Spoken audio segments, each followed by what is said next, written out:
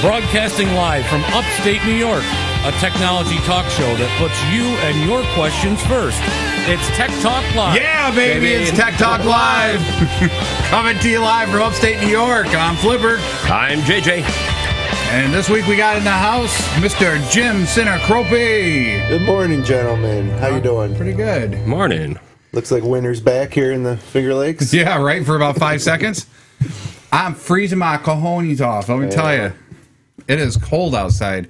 It's cold down here, too. I didn't even turn on the heat. Didn't turn the heat up yet? Yeah, I forgot to. I just turned it on, so. All right, it should get warmer. A little bit warmer. So anyway, we're Tech Talk Live, and we're a computer talk show, technology talk show, geared around you, the user. You want to get your computer questions in, or if you want to just ask us a question or talk about what we're talking about, you can give us a call at 315-220-0692. Or shoot us an email with your questions or comments or whatever at techtalkliveny@gmail.com. Right. Send a question at Facebook. Like us. Twitter. Or Twitter. Yeah, right. Twitter. Yeah. Twitter at Tech Talk Live NY. It's so funny. I don't get Twitter. I mean, maybe you can explain that to me sometime. Well, I've started to get really deep into Twitter at Finger Lakes One and personally, and there's less of the fluff and the candy.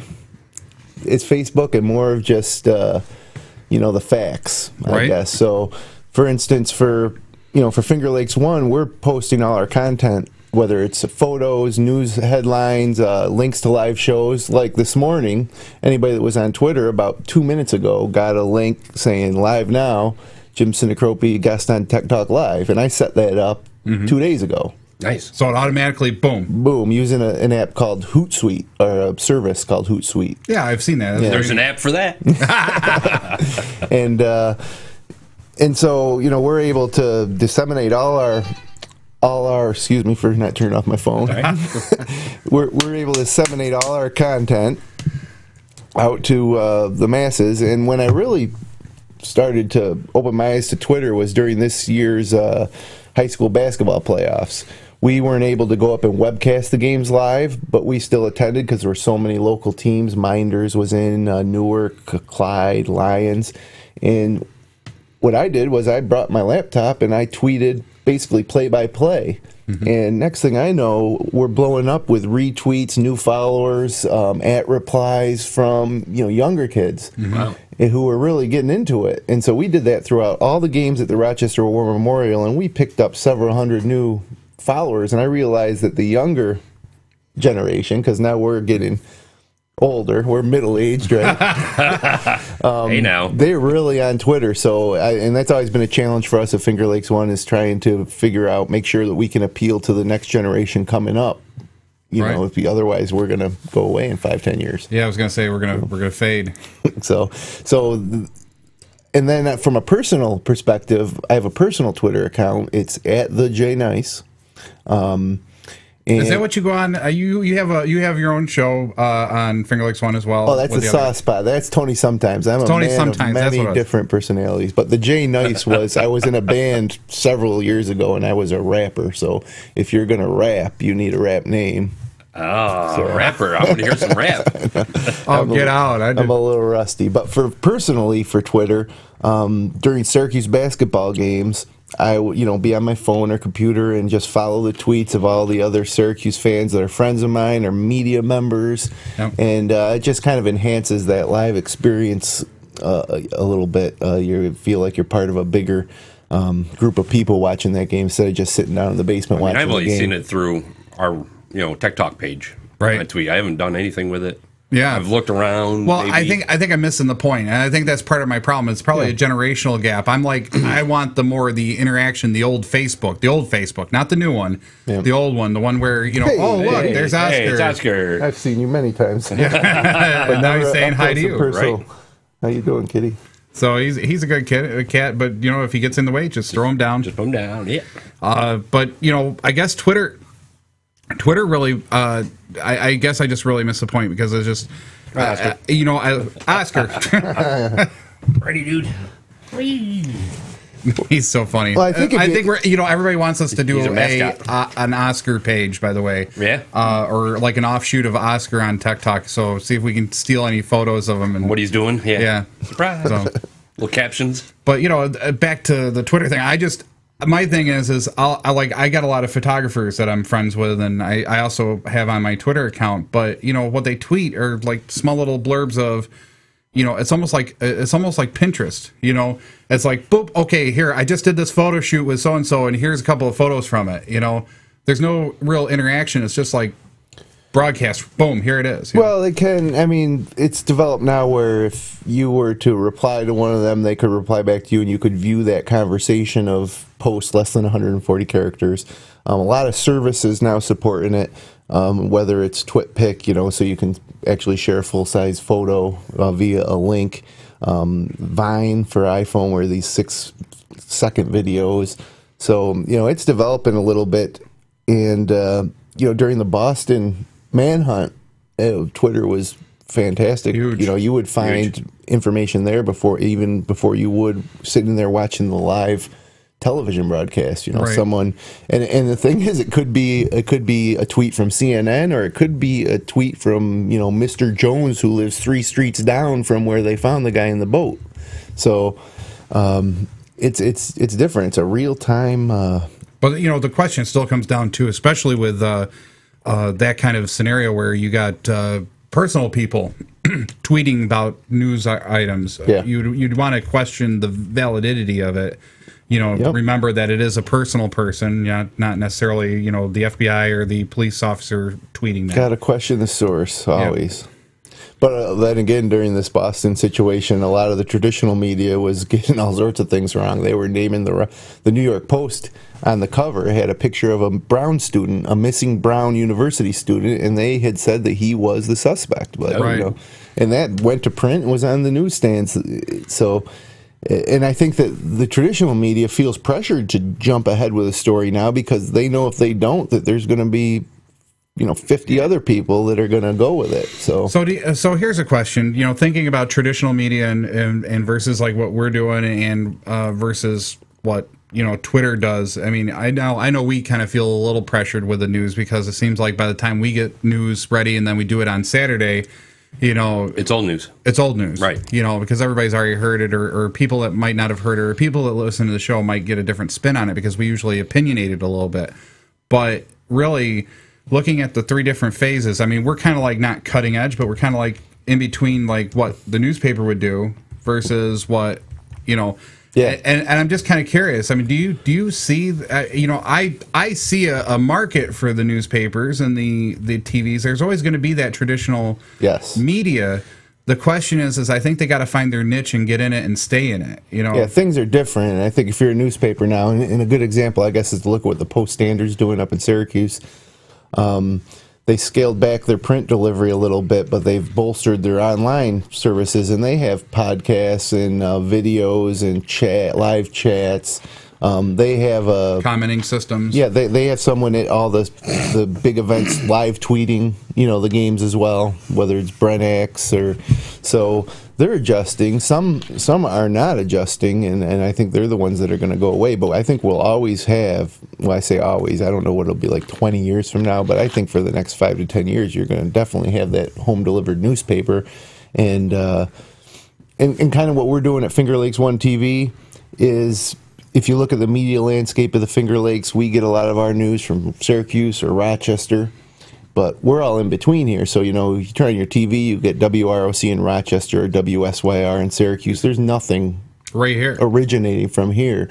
And so I think there's a niche for it, and that's kind of what we're doing. And, we're developing all these shows. We have 9 or 10 hours of live programming a week now, and all the show hosts and producers are all learning and getting better. And I still think that our sweet spot is, a couple years down the road where the technology catches up to the point where you can sit down on your couch, hit your remote on, and just click it over to Finger Lakes One TV. Right now, there's a little bit of finagling you need to go do. You need to, buy a Roku or have an internet Google TV. Yep. And then know how it program works. How it works. Right. Program it in. Make sure you got internet connectivity, and then just go through your Wii. You get the internet connectivity. Yeah, well, you can through do your Wii that. and get online. And a lot of people don't realize that. Exactly. There's so many devices that are like PS3, an Xbox. right. Or at the very least, take your laptop and take the video out into your back of your TV and do it that way. Right, exactly. So there's a lot of ways to do it, but a lot of people aren't, because I believe when people think about TV, they just want to sit on the couch, hit the button, and sit back. Well, so. I think you're absolutely right about that. When you really look at the home user and you look at there was an article recently about passwords. People are sick of remembering these long, pain in the butt passwords with symbols and this, having that, to and the change other. it every 90 days. Every 90 days or whatever it is. The bank situation where they have to authenticate you through pictures and questions and so on and so forth. And I think the general populace has just had enough of this. And, who is to blame? Is it the knee-jerk reaction from being hacked, or is it the hackers? I think it's kind of a combination of both. Yeah, and I think it's the fact that there's no universal system that people share. So if I go to check my credit card balance, that's one password. If I go to check my checking account, that's another. I log into Facebook, that's another one. My email's another one. My Google, services are another. So literally, I think if any, average citizen nowadays listed all the things that you have to log into, there's probably 20 to 30 different services that they have to log into. Get your little notebook out and start writing things down. Yeah, right. Put it in your wallet. That's not safe. Not safe at all. But yeah, it's really I think become a social pain. Yeah, well, from our perspective, at Finger Lakes One, we host websites and we host a lot of WordPress installs.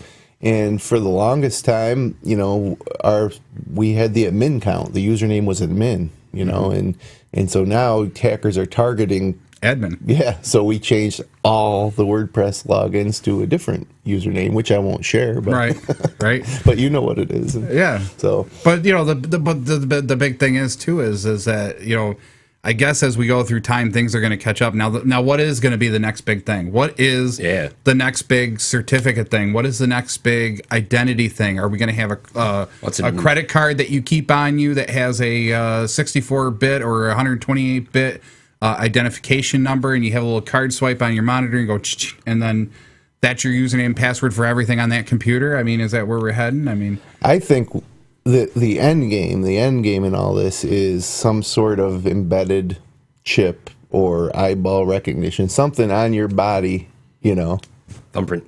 Yeah, that's a good one too. It's something like that. Yeah, well, the only problem with biometrics right now is that they're hit or miss. That's one of the problems. Right. People have locked themselves out. Facial recognition.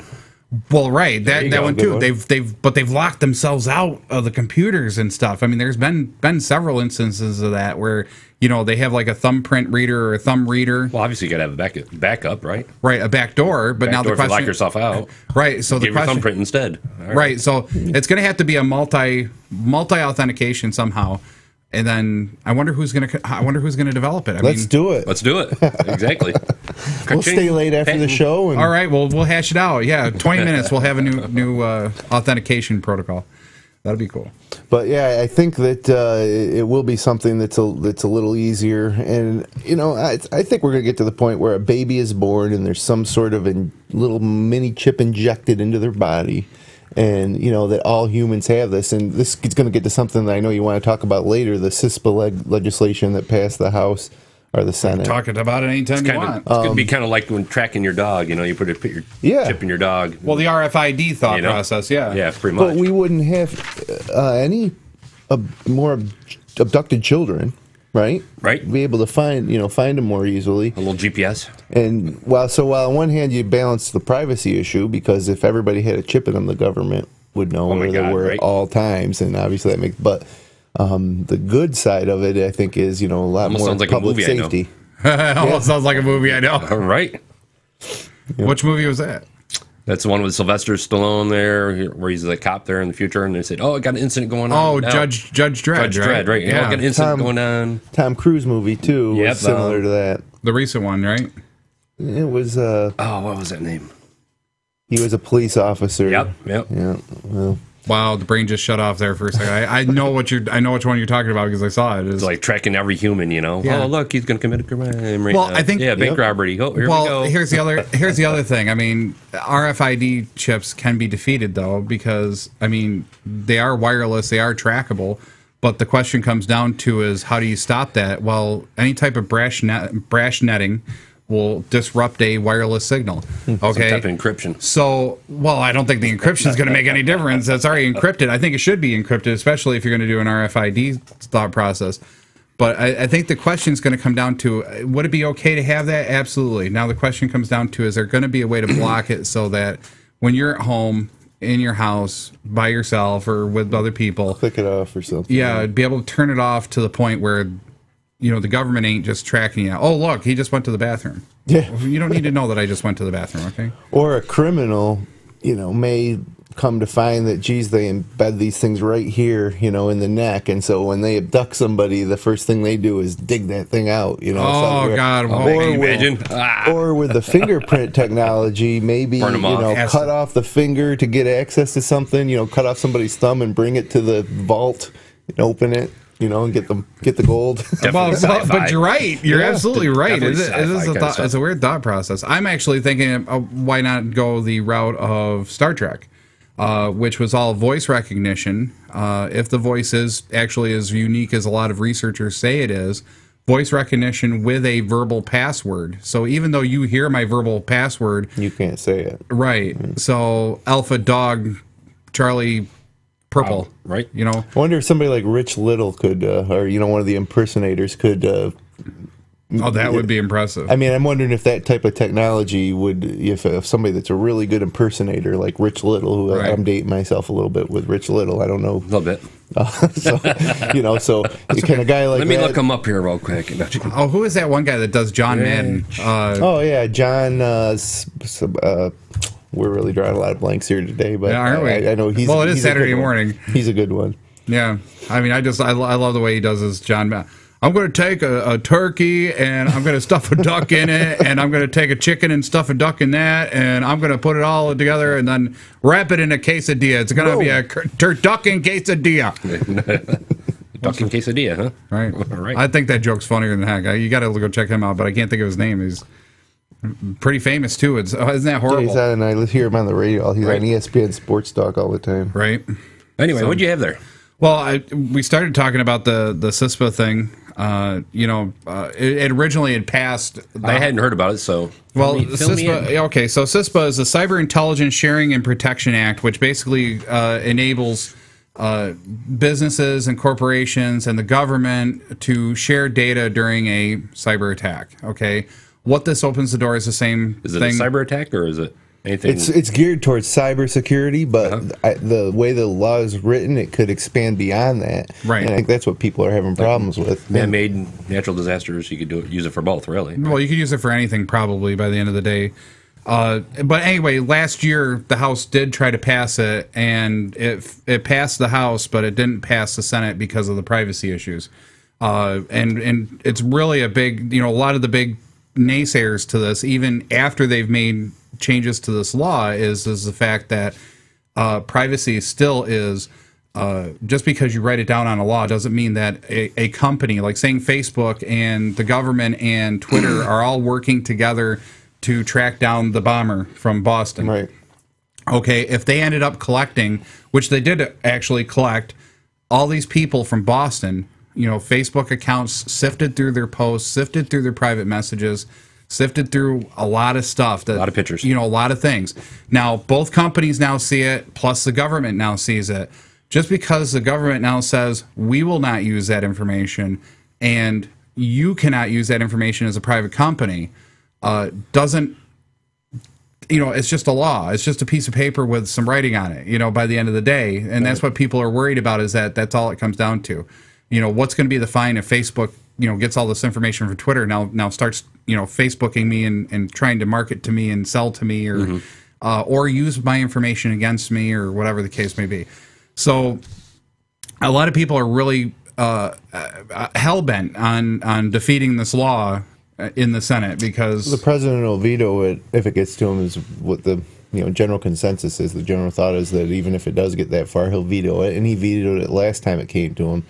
And his contention is that it's not specific enough to what they can monitor or share in terms of information. It should be cybersecurity related, but it basically opens the door to almost anything, which is a huge privacy issue. Right. Can they use it against you in a court of law, criminal charges? Come and get you. Yeah. I mean, if you're on there goofing around, I mean, some people do use Facebook as a fantasy let out outlet. And, I know people that, do pretend to be something else or somebody else in that media, mostly because it's a release for them. It's story time. It's, and I know some of the posts that I've seen, I know darn well that they didn't go do these things, but they're not hiding behind anonymity. They're still got their name attached to it, right? Know? So the question comes down to is if this CISPA law goes into effect, how well our law enforcement and our judicial, say that 10 times fast, judicial system would be able to curtail or temper this type of law and make it, one, effective, but yet also maintain privacy and security for the people. So, I mean, you with being Finger Lakes One, the president, I'm sure you were always thinking about privacy issues. I mean, you got forums, you've got comment systems, you got the show systems. We've been brought into federal court over issues like that in the past, especially early on. It was 2002 or 2003. So it was kind of like a landmark type of case, I suppose. It just was something new. Especially for Finger Lakes One. Yeah, oh yeah. We were like, what is going on right here? And it kind of opened our eyes a little bit to our responsibility to protect our data and our users, and and how we work with law enforcement. Because when you have a site with as much traffic as we do and as much user-generated content, there's going to be inevitable that a law enforcement agency contacts you and says, we're investigating this case and we need information about this person. But so now we have a process in place, that we'd follow and that they'd follow to get us from point A to point B, where back then it was more of the police are here, let's cooperate with them, But so we learned a lot since then, and it's not meant to hinder investigations. It's not meant to. It's meant to cover your ass. Pretty much by the end of the day. Yeah, right. I mean, it's just like anything else. I mean, when Facebook was young, Zimmerman went through the same problem with, law enforcement and federal regulations trying to come into their situation. And then, Facebook being as true to its users as it is, you put your real name in there someplace. You're going to put a phone number in there because that's how they verify you. So they had kind of the same thought process and the same thing. And one of the big things I think a lot of people don't understand, especially when they're looking at both sides of the issue, the company needs to protect not only themselves and their data, but they also have to cooperate with law enforcement to a certain degree. I mean, it's not like they can just go, no. And keep the interests of their users in mind. So it's threefold. You have your own interests, you have your users, and you have the law enforcement. Right. Mm-hmm. Do you want to do a free app of the week before the break or after the break? We can do it after the break. That's right. Okay. So we're taking a break already? Like 2 minutes? Yeah, almost like 2 minutes. Wow, time flies on Tech Talk Live. It does, doesn't it? Well, because we talk about issues. That's a big thing. Well, I'm not saying that you guys don't, but I mean, you get on something and you can keep riffing off of each other and having this conversation. I mean, we could talk about CISPA probably the whole first part of the show, So, one of the big things that I really find fascinating about this is that the CISPA thing especially is they've rewritten and made almost, I think, 31 or 41 different amendments to it to try to clarify it because the people that are sponsoring this bill realize, at least to a certain degree, that, this whole we're government and we're going to come and take whatever we want in order to protect the American citizens. Is it going to blow up to something like the gun control law? Well, you think? I don't think so, because people aren't as passionate about internet security, personal privacy and security as they are about their handguns, Which is so weird. Yeah, it is. It is weird. I mean, I don't own a gun. I don't think you own a gun, do you? You do? Yep. A handgun or a rifle? Rifle and shotguns, yep. So do you have to register now? Did you have to register? I don't think so. Yeah, maybe just for handguns or for certain guns with certain clips. Right. But, the gun control law, you're exactly right. Most people don't really think about security and privacy as much as being a hot topic as the gun thing, because it's all in a different perspective, I guess. And the gun thing is, I don't want to say it's necessarily easier to understand because it's complex as well, but for a lot of people it's more black and white. They're thinking about a criminal invading their home and they want to protect themselves, where they can't quite visualize a criminal hacking their account, and so I think the gun control thing is just a little more real, easy for people to touch or grasp. And it's a tough one. All these issues are tough. Otherwise, they wouldn't be issues. They would just be, done. Yep, done. So I think with my take on gun control is, I really believe that as Americans we have the right to own guns, but I also think that a lot of Americans, I think a lot of the pro-gun arguments are nonsensical. In other words, they'll say, well, I will need to protect myself if someone breaks into my house. I need to protect my family. Well, I'd ask that person, number one, have you taken a CPR course? Because there's more chance that you'll need to protect your family by heart attack or right. Yeah. Right. And then number two, do you realize that there's probably a 500% more chance that someone in your home will injure themselves or be injured by that gun than an intruder? So I believe people should own guns. I just think that their arguments for it are a little ridiculous. Off base. Yeah.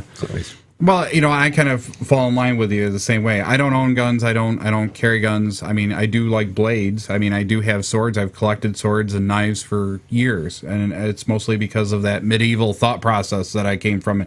Theater, you gotta love it, right? Right. To be or not to be. Right. Anyway, that is the question. That's what I was looking for. I couldn't think of what I was thinking. What is that word? But it's also a lot of more emotional. Like whether it's a sword, a samurai sword, or a gun. I think that people, deep inside of them, envision themselves as a certain character in a way that they want that gun because of the way that makes them feel. Right. And that's all fine too. Like I say, we live in America, so that my big thing is I think I'm becoming more of a libertarian in my old age. Uh-oh. You think so? I do. I don't know. I'm still thinking I'm a moderate, but like I said, I really agree with you on that. I really agree that it's America. You can do pretty much. You want to own guns. I could care less. I would like to see measures put in place to protect ourselves. And that might be technological in a sense at some point. It should be. Right. There might be a way to do fingerprint or that biometrics on the gun. So the only person can fire it is the person who owns registered it. Right. Yeah. That way, if your child gets it, now if you're going to make that argument, well, what if the child needs to use that gun? Defend himself, get out of here. Okay. Here's the thing. If you got a 10-year-old kid that's going to have to defend himself, then you're not really doing your job as a parent. So, anyway, did I just say that out loud? You did. Okay, so that was a little political on my part. I'm sorry, but I really think bringing it back to topic. Back to topic. Right. The CISPA thing and biometrics and the authentication thing. I really think that would be the solution to the gun control laws, having biometrics on the weapons. But that's my opinion. What do you think? I agree. Really? Yeah. Oh, I love you. So, anyway, you ready to go to break? Even though I don't want to, but I think Jim's ready for a little break. What do you think? Sure, You think you're ready for a break? Let's do it. Let's do it. All right. So anyway, you're listening to Tech Talk Live, and I'm Flipper. And I'm JJ. And we're on every Saturday morning on FingerLakes1.com, FingerLakes1.tv, or you can check us out at our new website at ttlny.com. Yeah, something like that. Right. We'll be right back after these messages. See ya.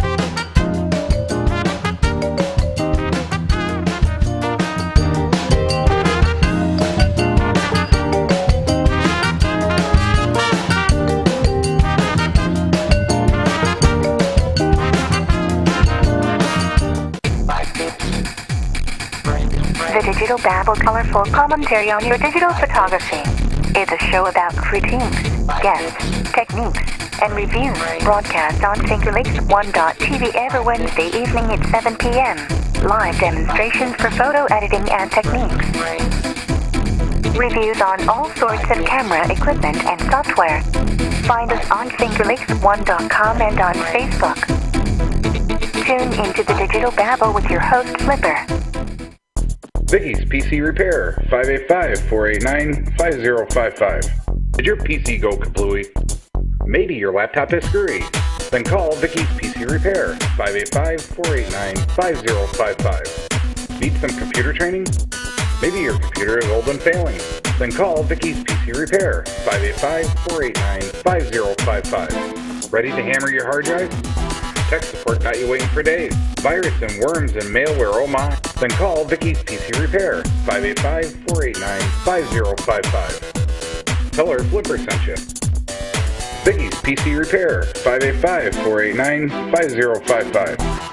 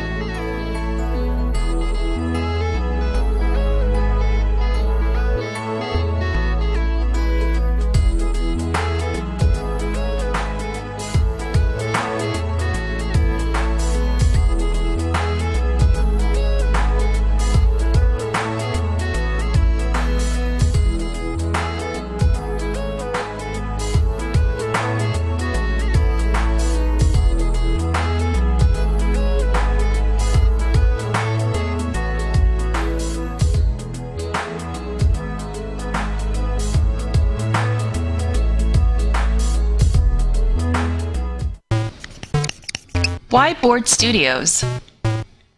You have something important to communicate. New products and ideas that could change the world. But how effective is a website if people don't get it within seconds? Bring your ideas to life with videos like the one you're watching.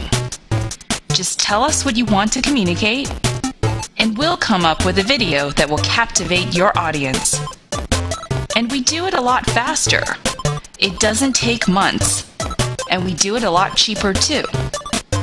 Try Board Studios today and see for yourself.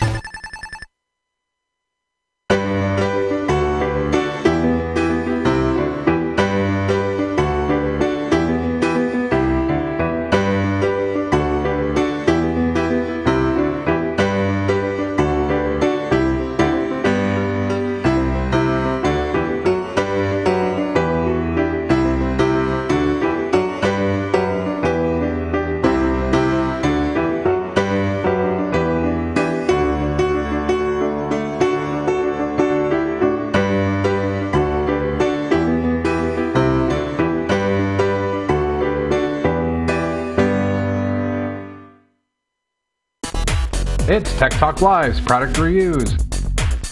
Are you looking for a great wireless optical mouse for your laptop, desktop, or gaming system? The Logitech M305 fits the bill. Go check it out at tiny.cc/TTLM001. The Acer Aspire V3771 is a great laptop. It comes with an Intel i3 processor, 6GB of RAM, 750GB hard drive, 17-inch screen, and Windows 8. Comes in at a great price point. Go check it out at tiny.cc/TTLA001. This has been a Tech Talk Live product review.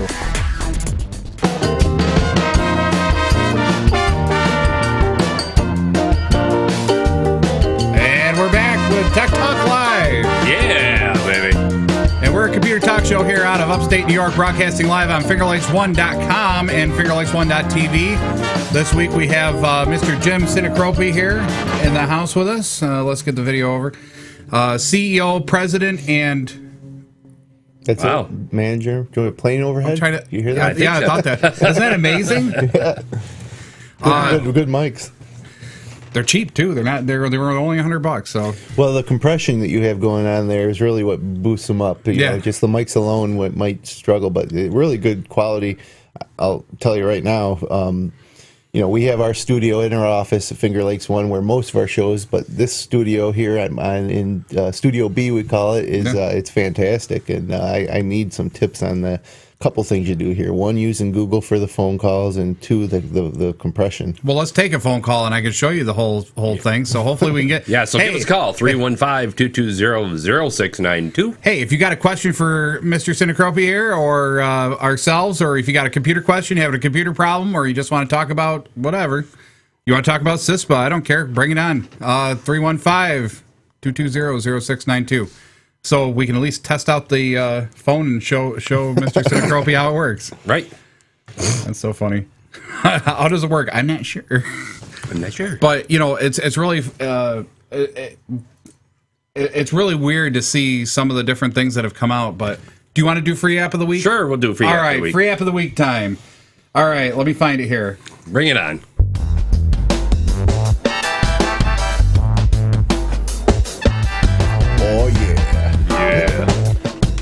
Now it's time for JJ's free app of the week. We're on. Yes.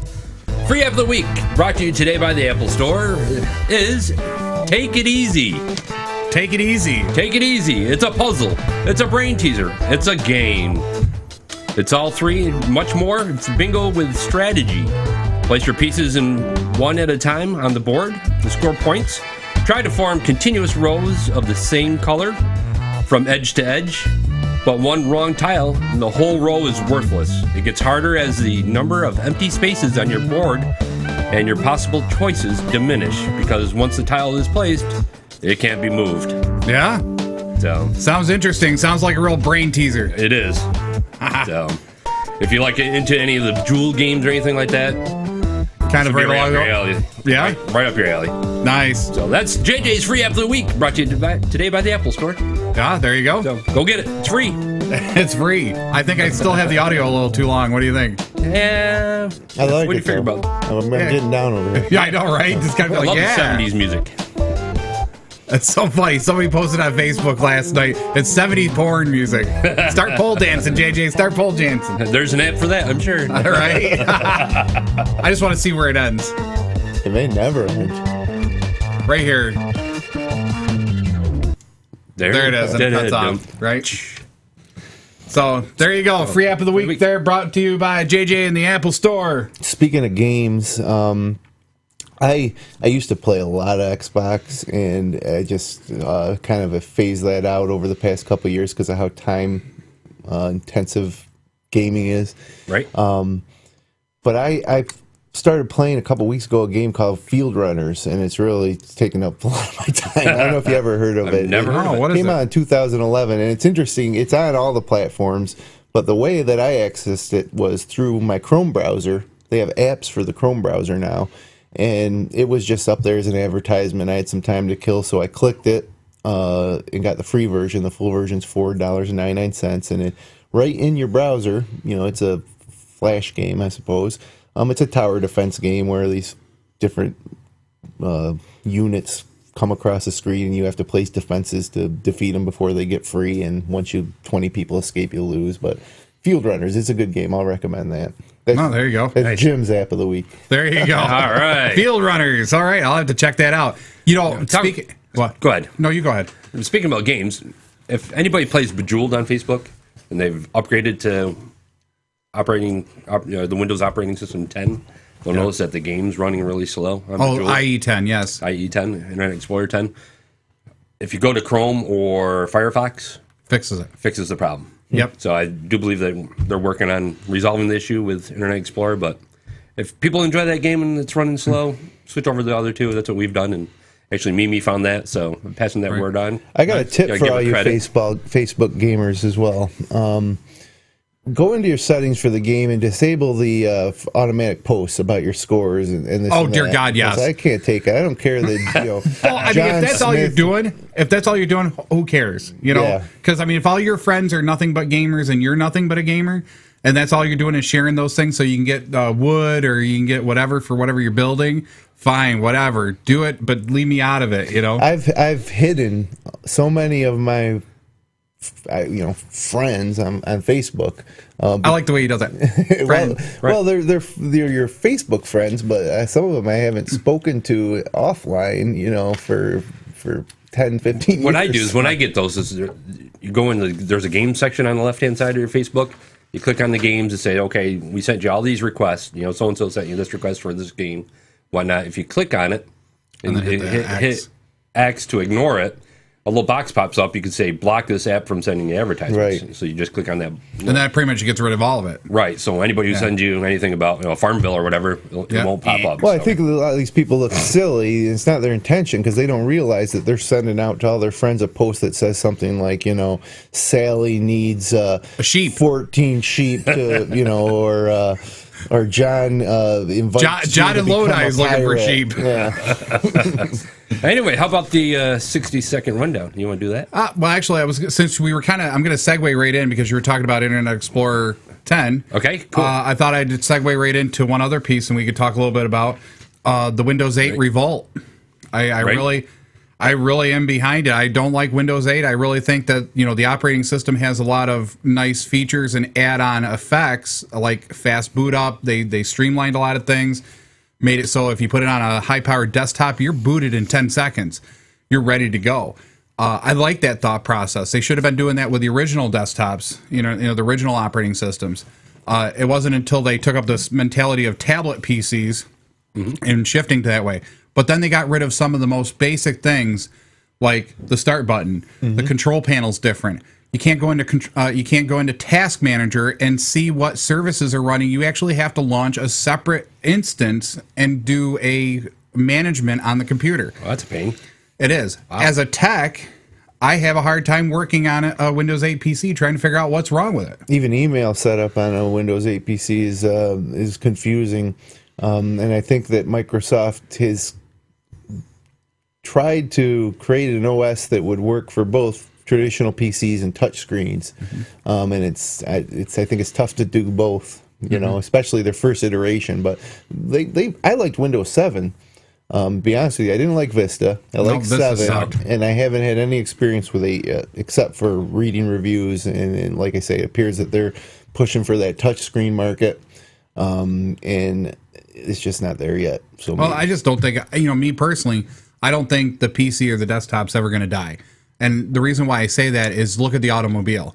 Okay, you have the majority of your society, the majority of your users feel a car is 4 wheels, the steering wheel on the left, unless you're over in England, the steering wheel's on the right.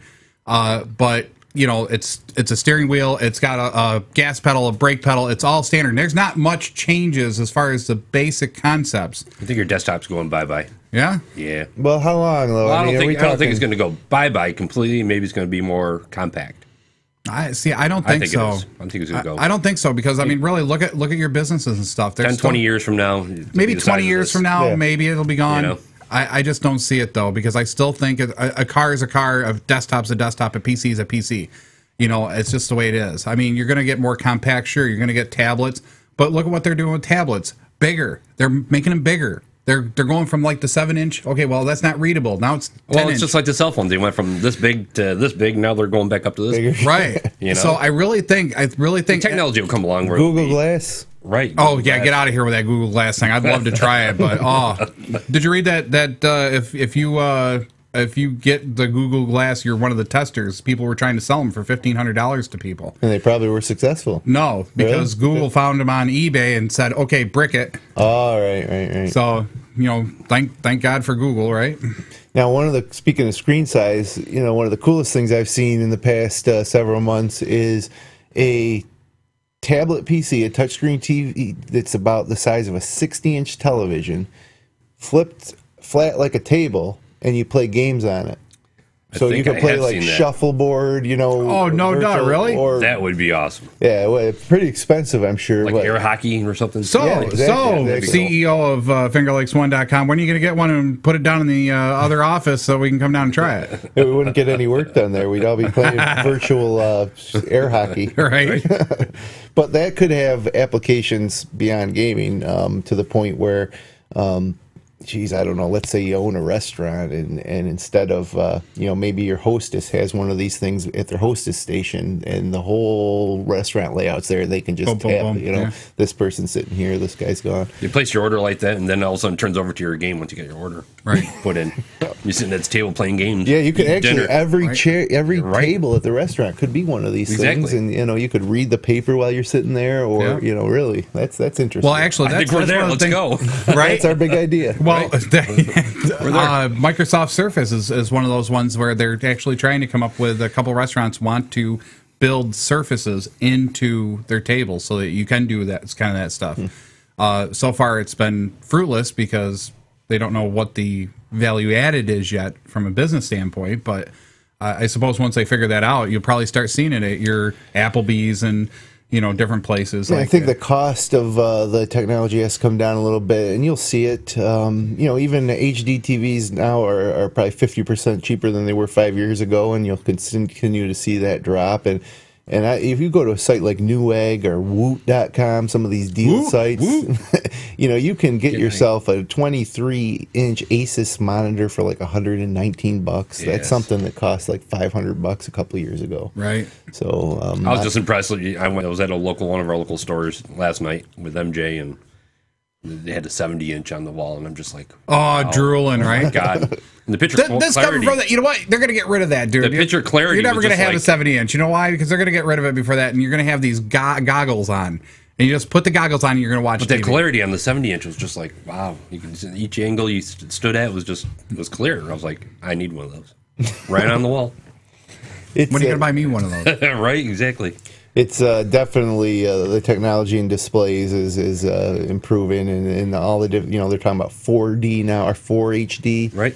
Which is 4K. Is that what they call it? 4K HD. 4K HD, I think. And you know, I was just down in Disney World a couple of weeks ago, and some of those technology shows, down there is unbelievable. The 3D technology was what was blew me Did you away. see the Muppets? Yeah, that was unbelievable. Wasn't that neat? all these shows were just.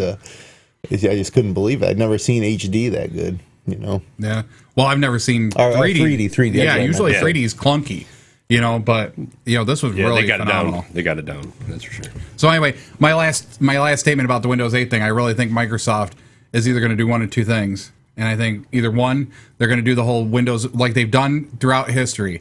They come out with a good operating system, then a bad operating system, then a good operating system, then a bad operating system. This seems to be the trend. Yeah, so hopefully Windows 8 is a bad operating system. Windows 9, they'll go back to some of the traditional stuff that made their operating system great, like the start button, the control panel, making it serviceable. Still making it compatible with your tablets and stuff, though. And I think if they do that, you would see the PC sales, because that was one of the big news items. Dell PC sales have slumped. HP's PC sales have slumped, and a lot of analysts are blaming Microsoft because it's not the PC you're used to. Right. Yeah, and that's the thing. You got your hardware, people that make the hardware, and the operating system is really what makes a PC good or bad. Yeah. Hardware is just a collection of parts that, you know, anybody can build their own PC. For the most part, yeah. You don't even need that much knowledge. You kind of just follow some instructions and you could build your own. But the OS is what people envision as the actual computer. So, and I think that a lot of computer users now have so many options to customize the way they interact with this technology. In other words, do you need a PC or would a Chromebook do it? You know, for what you do on the computer or the web. Right. You know, Chromebooks to me are one of the neatest things because they're kind of slimmed down, $250 to $500 range. You get yourself a nice laptop.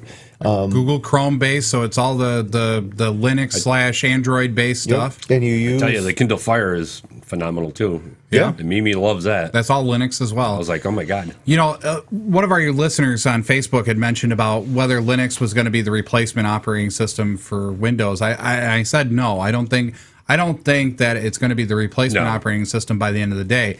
But you're going to see a lot of people, a different market share, come back and go, okay, I don't need it for as much.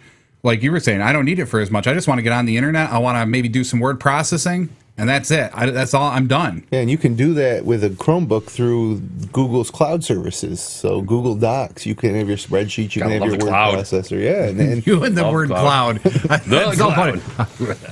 Let's make a cloud here, right? Where's P-Spot when we need him? I need that noise. I need to have him record that noise. I can't do that. He's online tomorrow though at 11, so he'll be back. Yep, every other week for that show, the Musical Viral Spiral. I was on last time. So. I did. I saw that. That was great. That was a neat instrument that you brought. The Melodica, yeah. Yes, Melodica. So, well, as you can tell, I don't think you can see it on camera, but you know, as you can tell, I'm finally starting to set my audio studio back up so I can start playing again.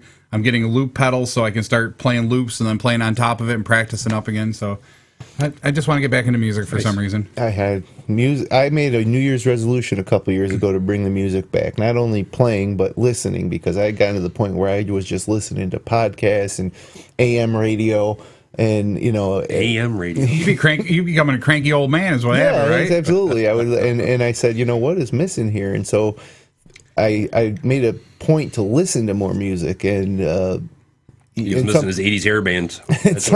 You're right. A lot of Cinderella, a lot of Tesla, but now using Spotify, I've really started to listen to more because I'll take my phone, my Android phone, and hook it up to my car, and I can listen to any of my playlists on Spotify, right in my car. You can also listen to podcasts on Stitcher.com using this. So the whole world is opening up, and as we talked about in the beginning of the show, what's holding it back for content producers like us is the knowledge of the users. Getting the eyeballs, this stuff. Yeah, getting the eyeballs and the ears to hear it. And I'm 41 years old, and most of my friends are around that age group. And we'll go out to dinner, and I'll pop this on and play some music in my car. And they're like, "How did you do that?" I'm like, "What do you mean, how do you do that? There's the headphone jack. There's this. You know what I love about my Ford Taurus now? What? A Bluetooth sync. It's got the Bluetooth sync to it, and I don't even have to hook wires up to it anymore. I just click on iHeartRadio or click on my iTunes and right on the dash in the car. Yeah, right on the dash in the car. I just turn it on my phone.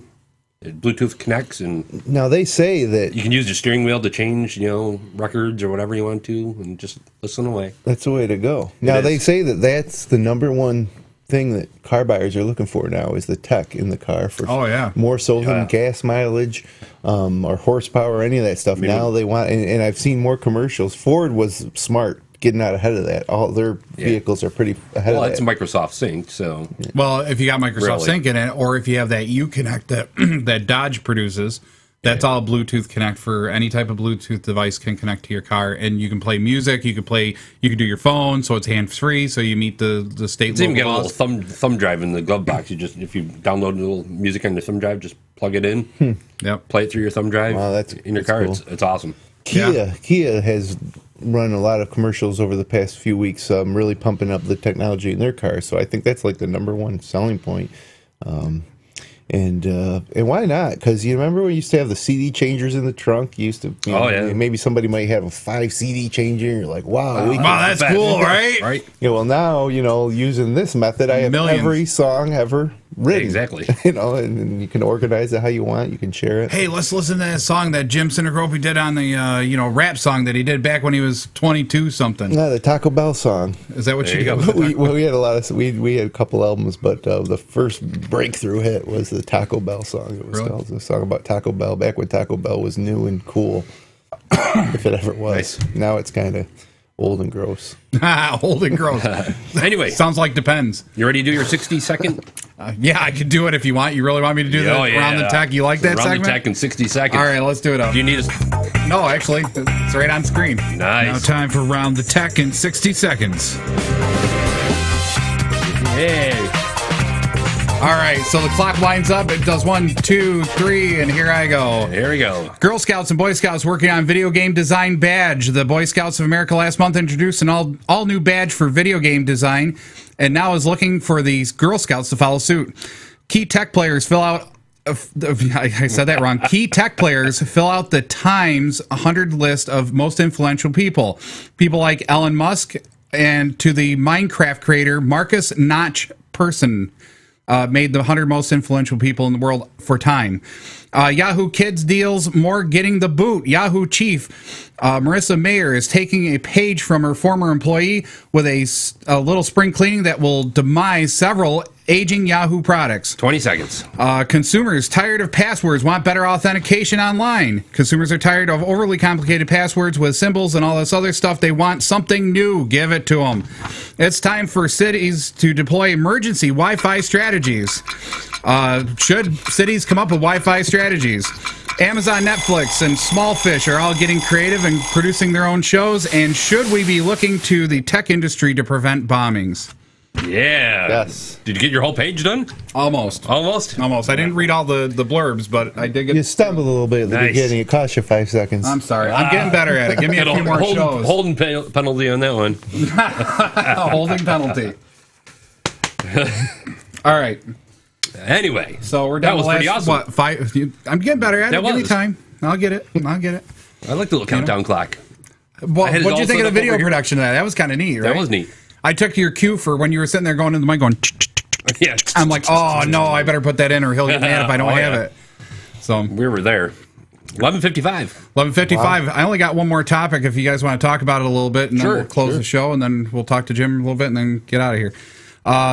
LulzSec member gets 1 year behind bars for the Sony Pictures hack. If you remember, about a year ago, LulzSec actually hacked Sony and took a lot of personal data and published it out on the internet and violating privacy laws and privacy standards.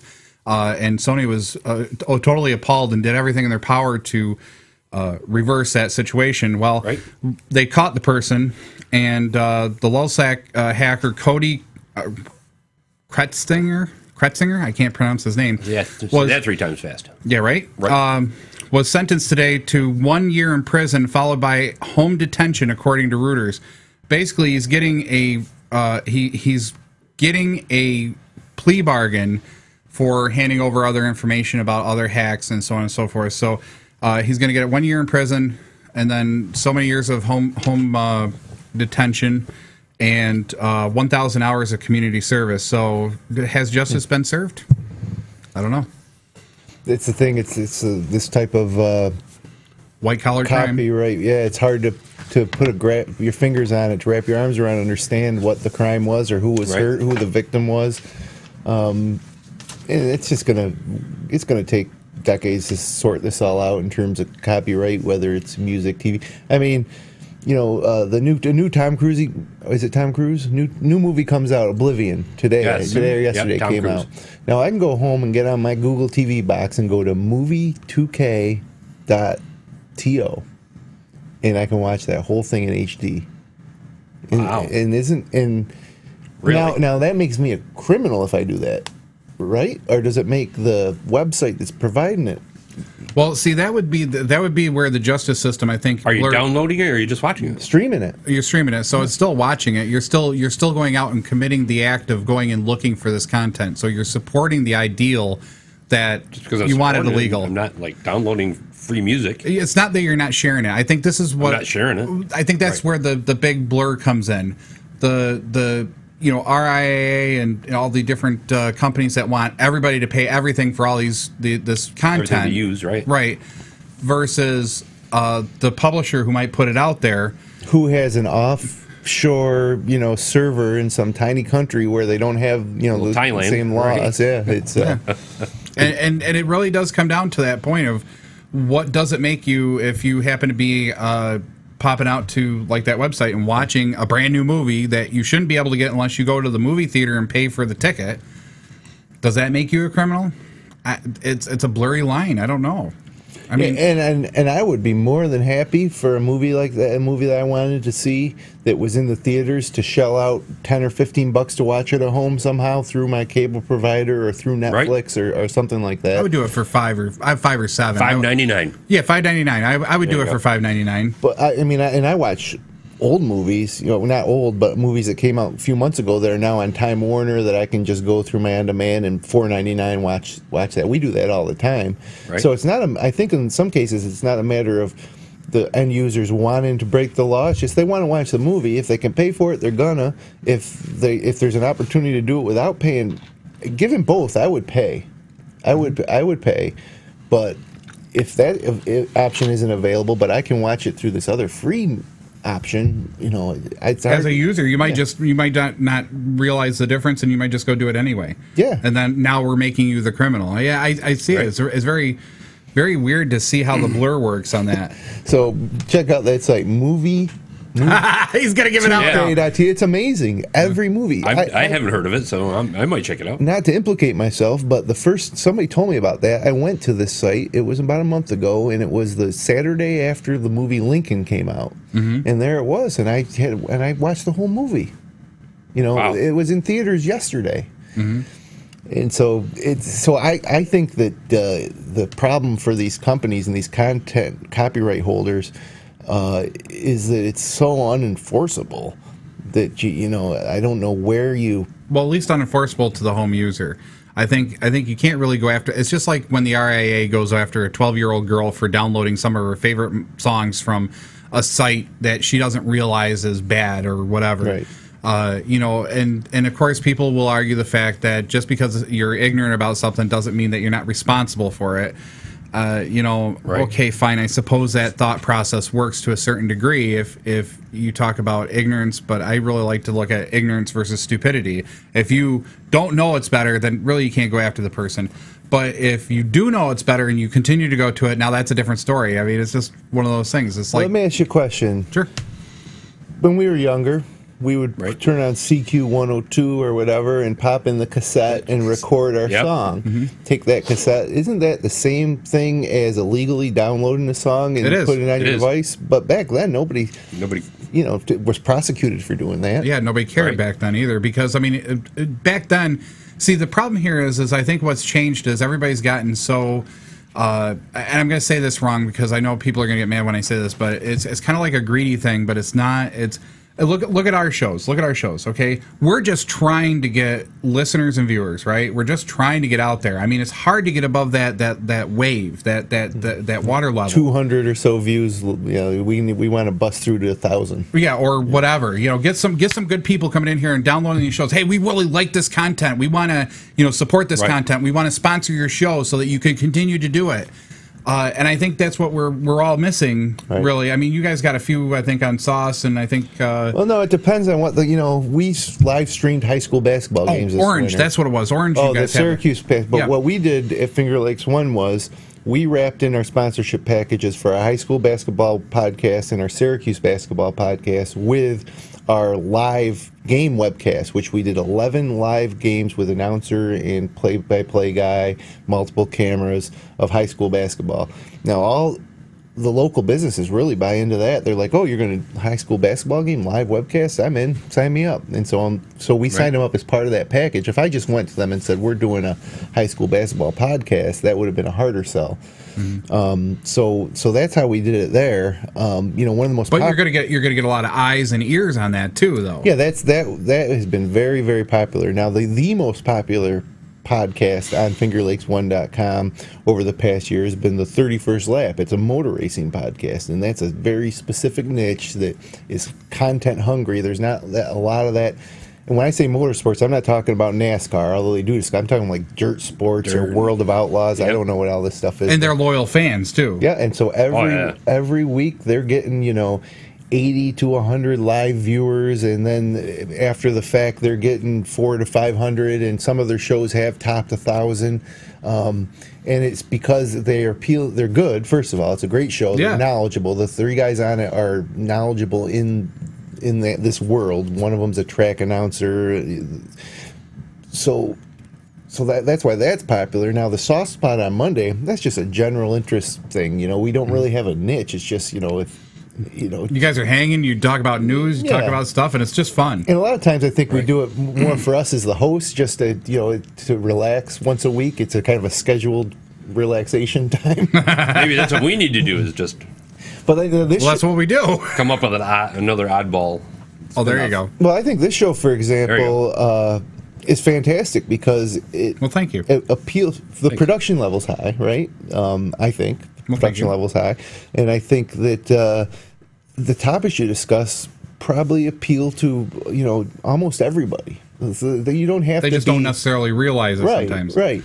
And so then it's just a matter of somehow fitting this into their daily life flow.